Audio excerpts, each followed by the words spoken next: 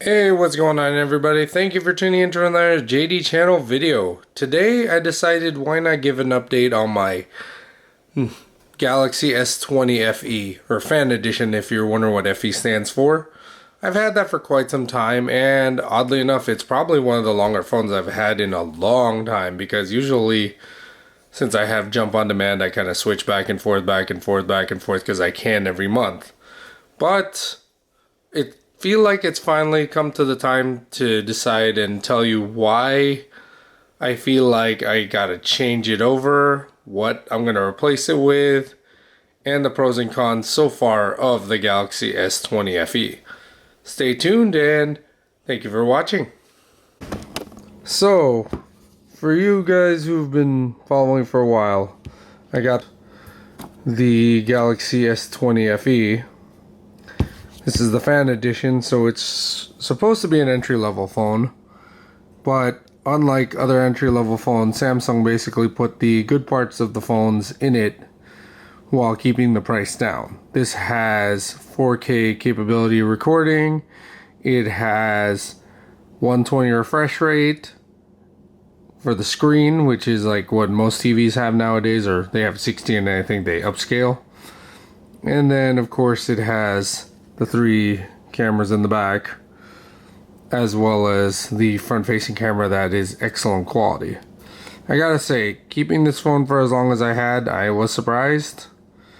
Though with recent updates, I have seen that limitations have kind of shown its face. And with the chip shortage, it's been a little hard to decide what to upgrade this to. So, after a lot of searching, as weird as this sounds, I got myself. So this is the Note 20 Ultra 5G. This is from T-Mobile. Sadly, it only comes in the bronze color, but I'm okay with that. I got a black case. This is a Note 20, and a lot of people are probably wondering, why didn't I just get a S21 or some sort of other variant that's newer? Well, I saw what the S21 offers. It doesn't offer expandability, which is a nice feature that the S20 FE has.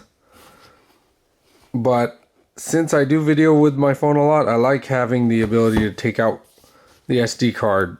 The Bluetooth on my computer is not that great, so I don't like transferring if I can prevent it, and larger files are a little harder. So I opted for the Note 20 Ultra. This was a very hard phone to find. This took about 3 months to find due to the chip shortage.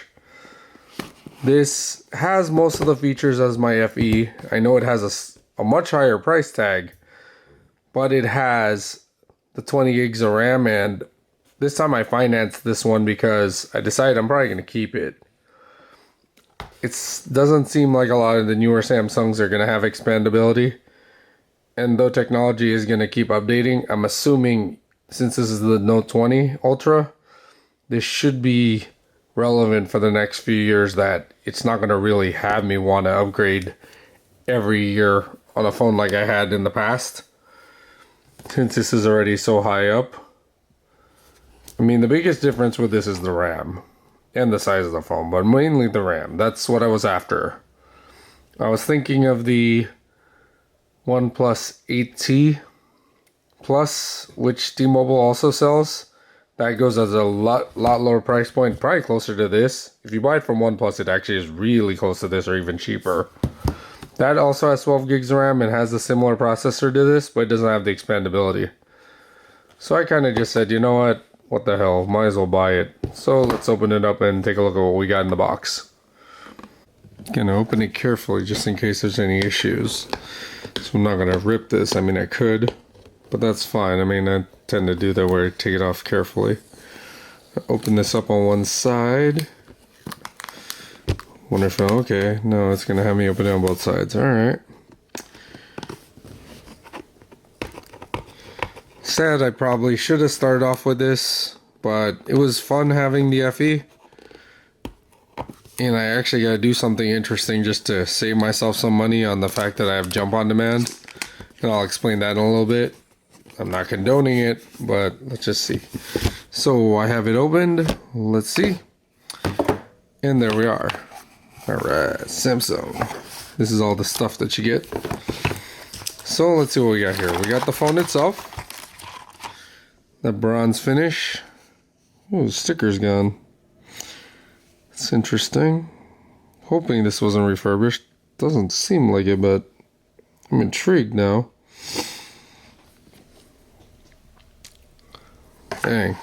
It's actually nice and flat.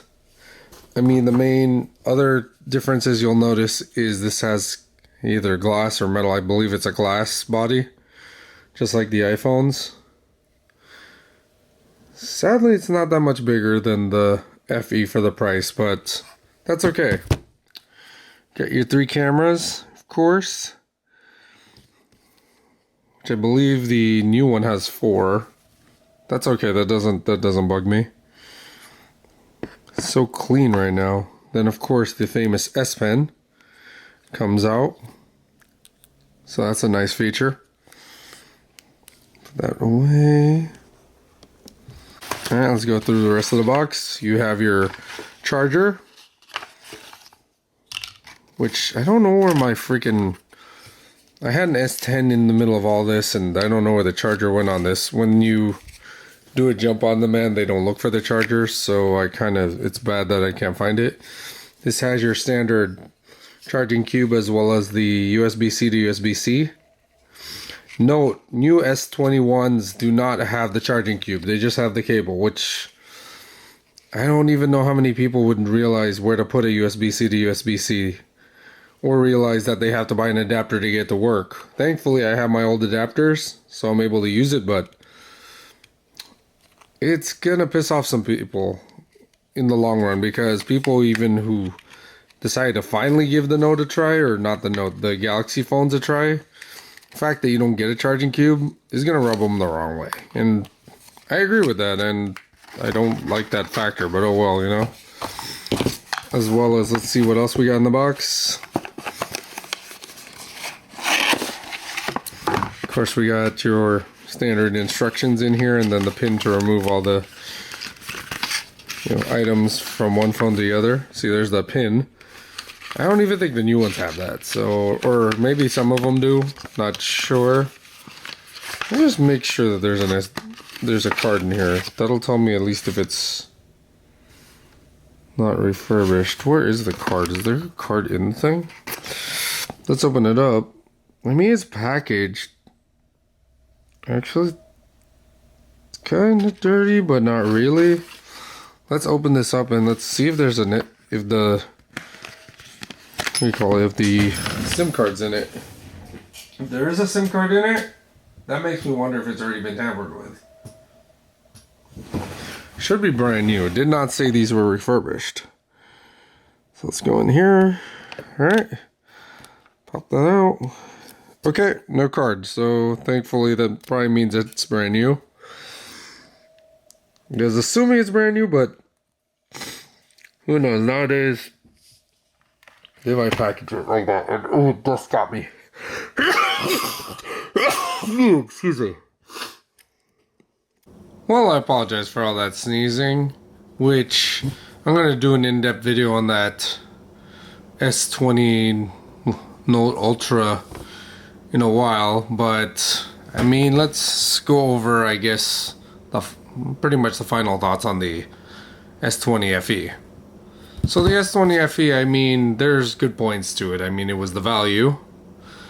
The refresh rate was nice on it, as well as it did pretty much most of the things that you'd want in a phone and process things quickly. The things that I thought that it lacked, they're as follows. So what the S20 Fan Edition did lack, though, there are a lot of things as far as, like, it had the plastic body, which I didn't mind so much, but some people might see that as a negative because, you know, they say plastic's fragile, etc. As well as it did have 6 gigs of RAM, which sounds like plenty in most cases, except for the fact that in this phone, for some weird reason, when the updates started happening, it started to go bad.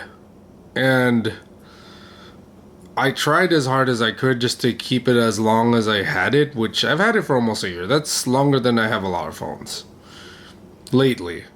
I mean, this phone, which I found a box from my old Galaxy S2, that I had for like 2 years. Then I found another box for my S10, which I didn't know that it came with headphones. This is kind of an interesting surprise. And of course, the USB converter, which that's fine. I mean, it's good that I found it. So I took it out of that box. For the S20 FE, I mean, the camera was good. The phone itself had a good refresh rate, but once updates started happening, it lags as far as it started to get hot. The RAM started to run out very easy, and then I'd have it freeze off and then I'd keep having to restart it. It's kind of a bummer because aside from the updates, it was a good phone, and I feel if they didn't try to mess with it, that it would have stayed a good phone. So, kind of sad that this is going, but oh well. I got a better phone, and I'll go in depth on that. And I mean, I kind of gave a brief idea of why I went after it, but we'll give you full reasoning, okay? So thank you for tuning into another JD channel video. Take care and have a wonderful day.